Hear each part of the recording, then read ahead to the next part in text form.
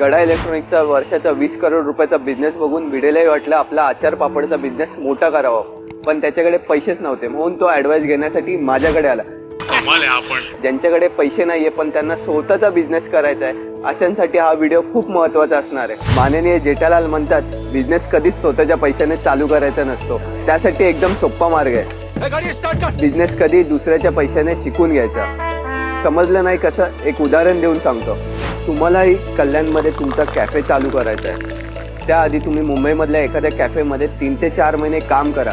त्या 3 ते 4 महिन्याच्या कामाच्या एक्सपिरियन्समधून हा बिझनेस कसा चालतो, या बिझनेससाठी कोणत्या स्किलची गरज आहे हे तुम्हाला समजून येईल. तसेच हा बिझनेस चालू करण्यासाठी एक वेगळाच कॉन्फिडन्स तुमच्यात डेव्हलप होईल आणि हा बिझनेस फेल होण्याचे चान्सेस 99% पर्यंत कमी होतील. आणि तसेच बिझनेसमधल्या आतील माहिती कळल्यामुळे आणि 3 ते 4 महिन्याच्या पगारामुळे तुमचा बिझनेस स्टार्ट होईल आणि तुमच्या बिझनेसला बूम भेटेल. आणि भिडेला जेठालालपेक्षा जास्त श्रीमंत करण्यासाठी फॉलो करा आपल्या भूषणला, कमेंट करा तुमच्या आयडियाजला आणि शेअर करा तुमच्या मित्राला.